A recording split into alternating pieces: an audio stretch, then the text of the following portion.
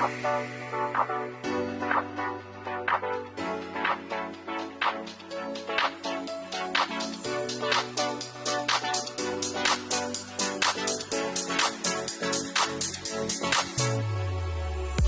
listening to the Dad Whisperer podcast with Dr. Michelle Watson Canfield, the place where you, as a dad, will gain more tools for your fathering toolbox, and where moms and daughters are also invited to listen into the conversation.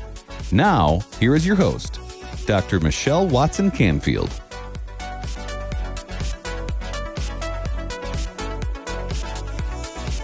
Hello and welcome back to the Dad Whisperer podcast. I'm your host, Dr. Michelle Watson Canfield, and if you're a father who's ready to add more tools to your fathering toolbox, today I am so glad you're here. I invite you to this conversation and welcome you. And even though I specialize in the dad-daughter relationship, you know that these tools also work with your sons too.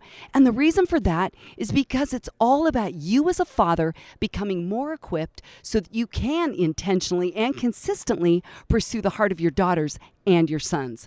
Well, you know the grid, but let me review it real quickly, which is just on your mark, get set, go. So dads, picture yourselves standing side by side each other, getting ready to run your fathering race this week.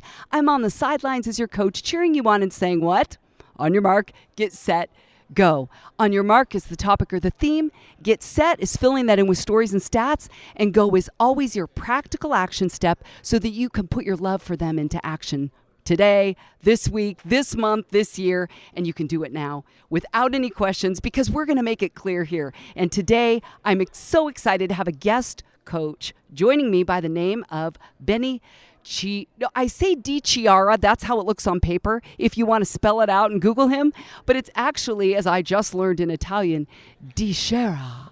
So I'm so glad that my new friend is here. We've connected the last couple of days here at the National Religious Broadcasters Convention here in Nashville, Tennessee. So you're going to hear noise behind us today. It's not a quiet studio booth, but we are here ready to tell dads, I would say, more practical action steps, yes, but also Benny's going to be sharing his story. So welcome, Benny DiChiara. See, I'm going to have to learn this. It's quite all right. Hey, that works. Benny's going to be great. So we'll do but that. now say your last name in real Italian. In real Italian is DiChiara. DiChiara. Right? Because, the CH is pronounced like a K. R's are rolled like a D. Oh, my goodness. Right? So you have to get into that whole mafia movie thing. But, like, in English, it's DiChiara. So there you go, DiChiara. Well done. Thanks for having me. Okay, well, thanks for being here. Let me tell you guys a little bit about him. So he is a New Orleans native who wears multiple hats as a singer, songwriter. He's a lead singer in a band called Empowered. Is that a great name or what? He's a businessman and a motivational speaker. He's also a U.S. Navy veteran who first fronted a secular rock band before surrendering his music to ministry. Benny has been through a couple of life-changing experiences that have profoundly shaped his life, and he's going to be talking about those things today and about how he now lives intentionally in more ways than he did before these experiences, which just shows that God never wastes pain, does he? And he's going to be talking also about how these events have shaped him as a dad to his two adult daughters, 41-year-old Tiffany and 40-year-old Brandy. Did I say that right? That's right. Okay, she spells it with an E at the end, so I bet everybody's she does, but it's how the do same. You spell that? And what I want to just highlight is that they are both his gifts and happen to have birthdays because they were both born on Christmas Day. Talk about always reminding you that your daughters are a gift. That is such a cool story. Welcome, Benny. I'm so glad you're here. Thank you. God has a sense of humor, right? Two Yes. girls, Christmas Day, crazy stuff. Right? Okay, well, today on your mark, the title for our conversation is When Death Forces You to Live Life on Purpose. Mm-hmm. Okay, so let's dive right in, Benny. I would love you to just start by talking about your relationship with your two daughters. Because before our interview, you told me that Tiffany is your stepdaughter, but you never call her that. No. You call her your daughter. Yes. So you're part of a blended family. Tell us just a little bit about your story that way. Yeah. So there's probably a book one day, like the Brady Bunch on speed or something. It's crazy. And my wife and I have been married 23 years. she had a daughter and a son. I had a daughter and a son. So we blended 4 teenagers Wow. in, right? So Is that why you have no hair? that could be part of Okay. it.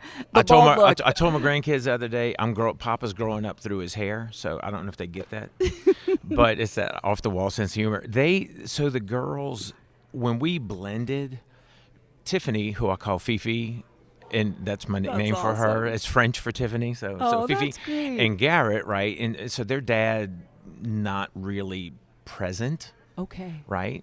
And me coming out of my divorce because I had lived all over the place trying to just get things done. So it was the every other weekend type thing, whatever. So all of a sudden, right before my wife and I get married, I get a phone call from my ex-wife who says, "This is too much for me. I can't do it. They're yours." And I'm like, well, I know, because I had been praying Wow. to have my kids since, because the divorce was kind of nasty. And I don't know if any of your listener dads have gone through it, but I'm just here to tell you, Jesus is in that if you listen. So What does that mean? Because we know there are dads listening. I mean, so many have been through divorce or maybe right where you were then. okay, here's what I mean by that. Jesus is there if we're listening. A lot of times we get in our own way. As a dad, as a man, we get in our own way. We're wrapped up into, oh, woe is me, and look at what's happening to me. And the dominant word that you just heard is what? Me.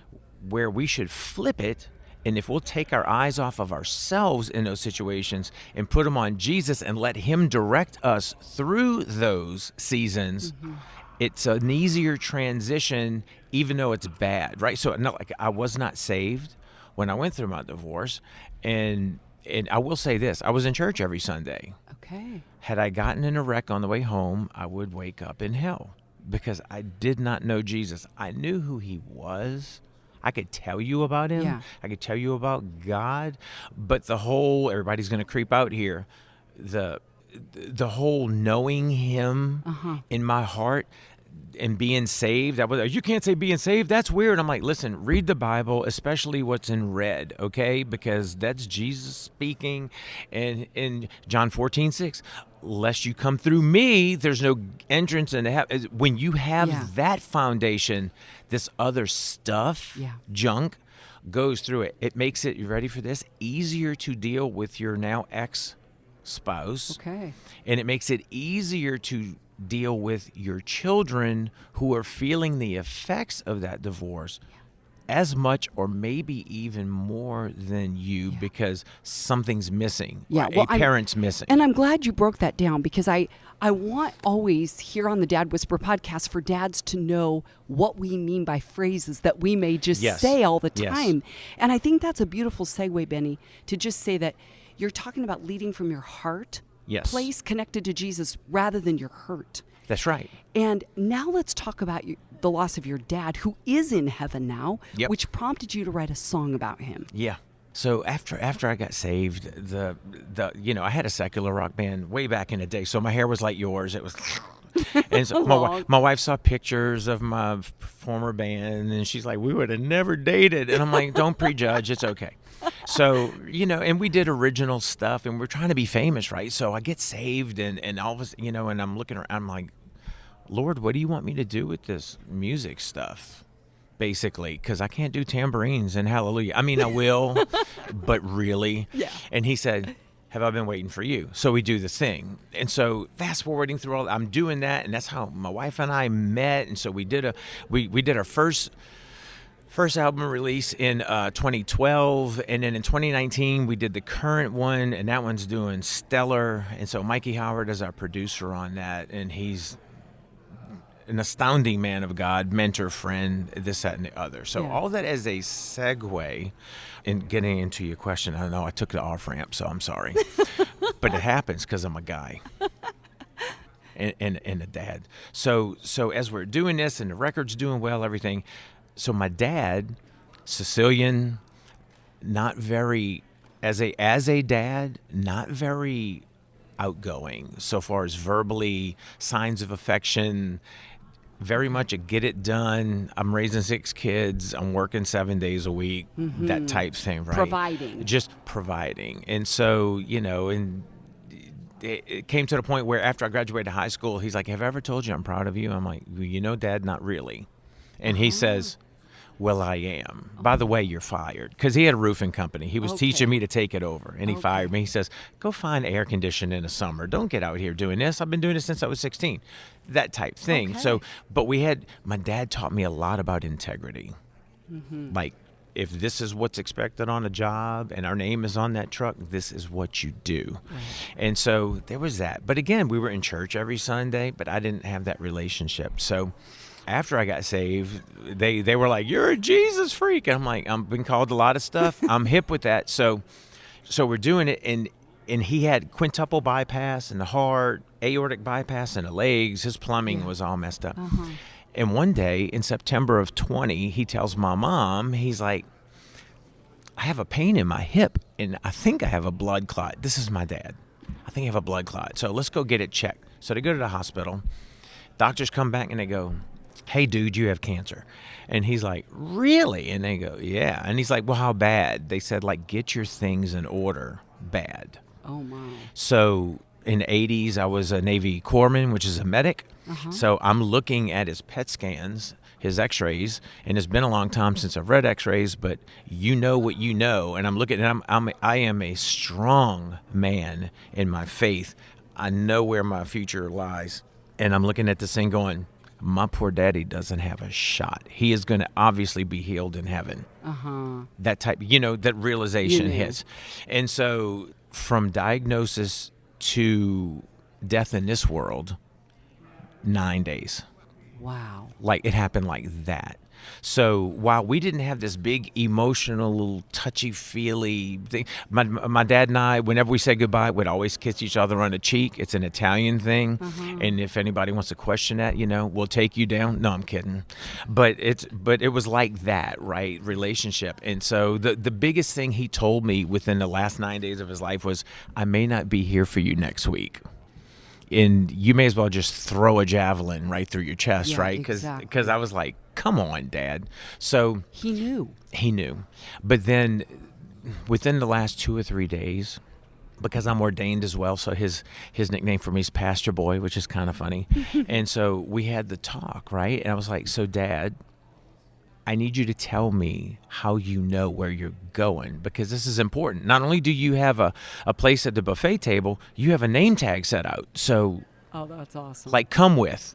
And he goes, yes, Pastor Boy, I know where I'm going. And I said, Dad, any other day, that's a great, cute answer. But I need you to bring it today. If not for you, for me, I need you to tell me. And he's like, well, Jesus died and he rose again. I believe that. I'm going to heaven. And I said, just that simple. You are correct. It doesn't matter what the doctors are telling me, because you are about to be immaculately healed in heaven. And I'm just telling you that now. And you know what's great about it? I know your address. So it's great for me.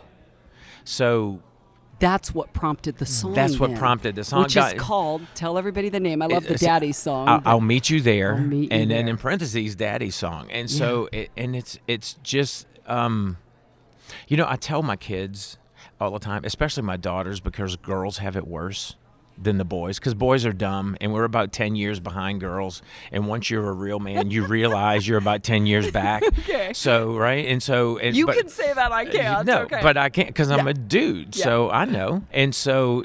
very protective of the girls, this, that, and other. And I don't want to leave my kids a Lexus. I don't want to leave them a house. I don't want to leave them money that they can, whatever. And my kids are all saved, and they're living for Jesus. That's great. But yeah, I want to leave them legacy. Right. Something that's deeper than that's of this world. And that's there when you're not. Exactly. After you're legacy gone. Outlives you. Yeah. It does. Right. And as a dad, that's so important, whether it's your sons or your daughters. But and especially, there's such a lack of male leadership as a dad in the world right now for our girls that they're dating. Okay, I'm just going to be real if I can. Okay, they're dating idiots. Okay, come on. They just are. Bring it. And, because this guy's giving me platitudes about how hot I am or how cute I am or how whatever. And I'm like, listen, all that stuff is facade. I want you to find a guy with foundation.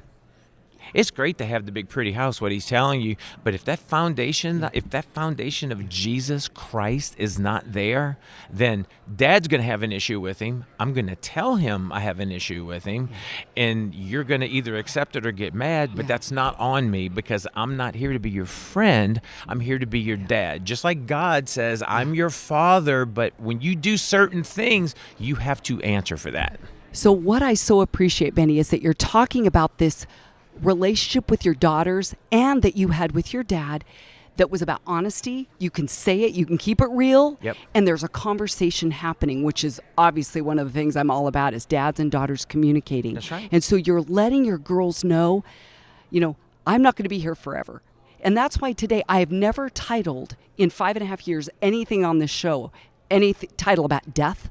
Yeah. But we're going to take a break, and when we come back, I want you to share more of your personal story then about what you have faced medically that has also had you have a, quote, come to Jesus moment that's clarified the way that you relate to your daughters. So we'll take a quick break, and we'll be right back. Are you a dad who has ever desired a deeper connection with your daughter, but haven't known how to go about it? Let's Talk Conversation Starters for Dads and Daughters is the very resource you need. Dr. Michelle wrote it with you dads in mind. This book will support you with scripted questions, equip you to decode your daughter, and inspire you with stories of other dads and daughters. Don't wait any longer to be the hero you want to be and that your daughter needs you to be. So, to let the talking begin, head on over to drmichellewatson.com/books and order your copy today. This book will become a favorite in your fathering toolbox and will give you the answers you've been looking for. That's drmichellewatson.com/books. Now, back to the Dad Whisperer podcast.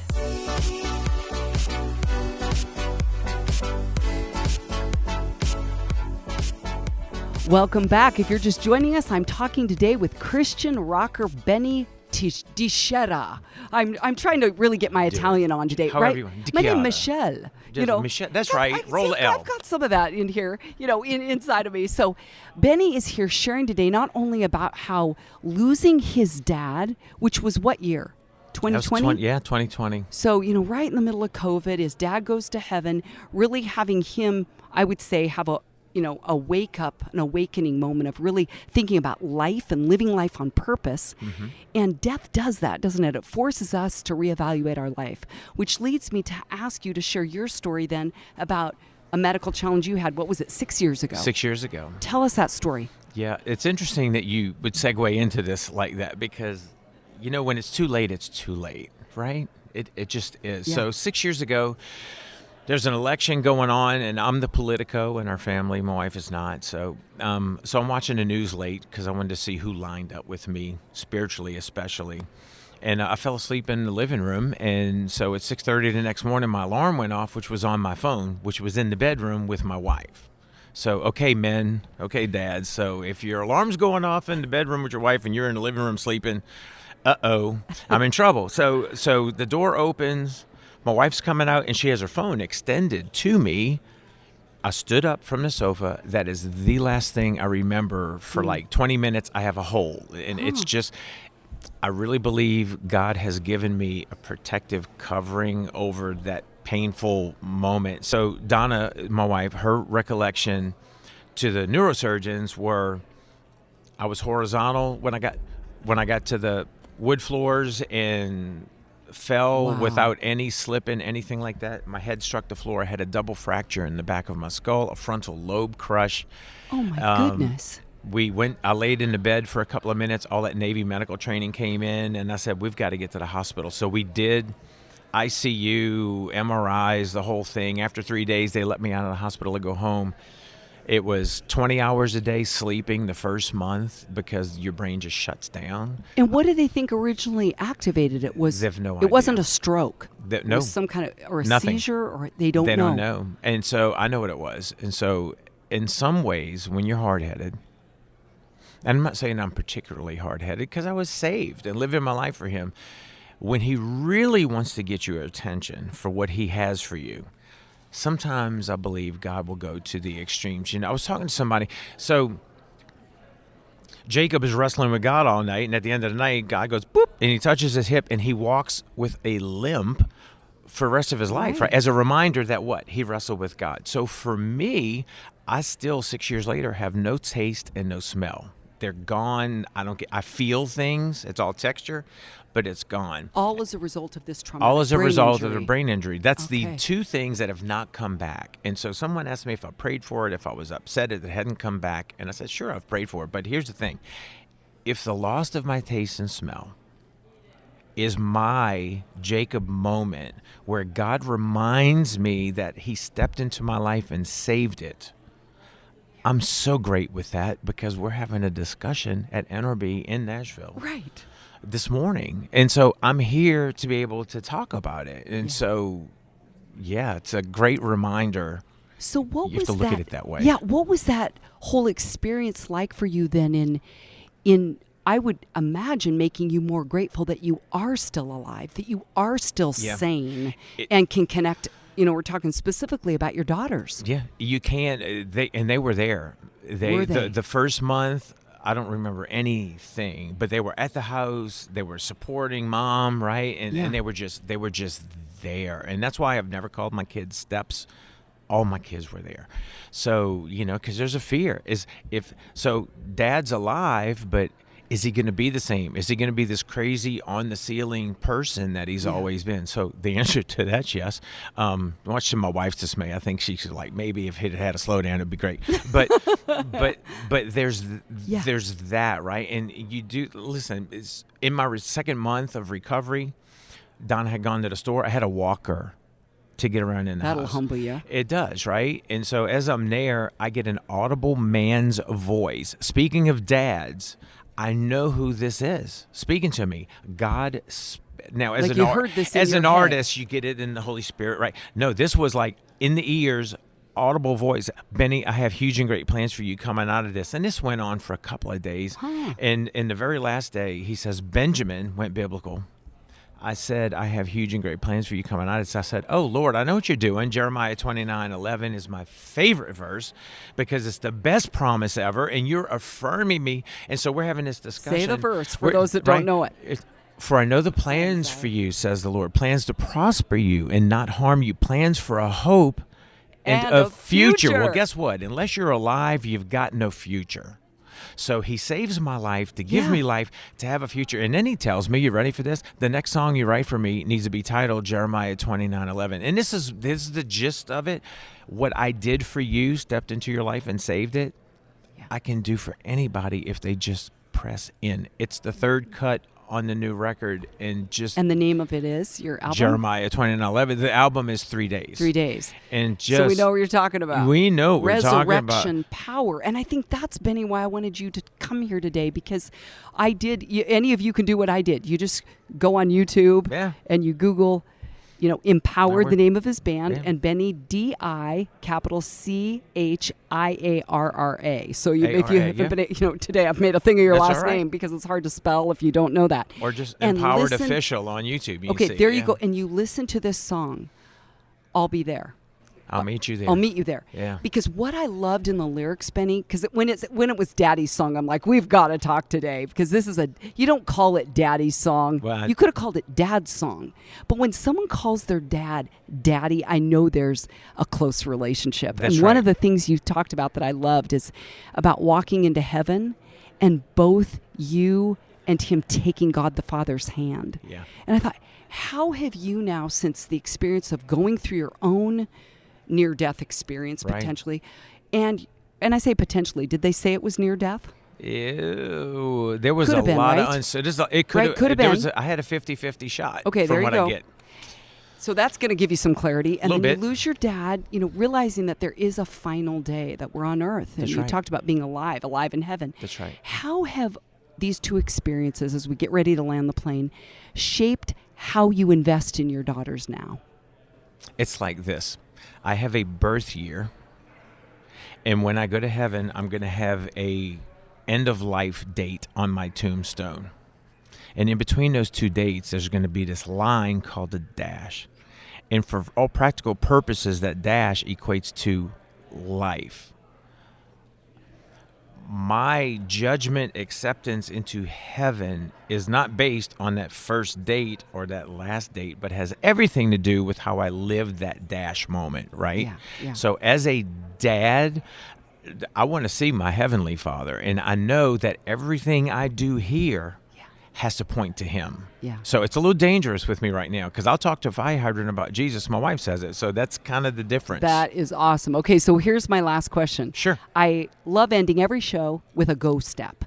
So what, if you were talking to a dad right now sitting across from you, what is one thing, maybe two, that you would encourage fathers of daughters to do today to help their daughters live their lives on purpose and with purpose, with eternity in view? I would say it like this. If I were God speaking to a guy, it would be, love others, but especially your daughters and children as I love you. Because you give out what you have. You give out what you have. I love that. Let the Father love you, let Jesus love you, and then you're going to give that out to That's your it. kids. Wow, well, it's been such a joy to have you here. On Your Mark today has been when death forces you to live life on purpose. Today you've heard from my new friend, Benny DiChiara. That's it. DiChiara. Go with it. Okay, I'm Boom. getting it. Whatever. Done. Between today and next week, I trust that you will take his story to heart.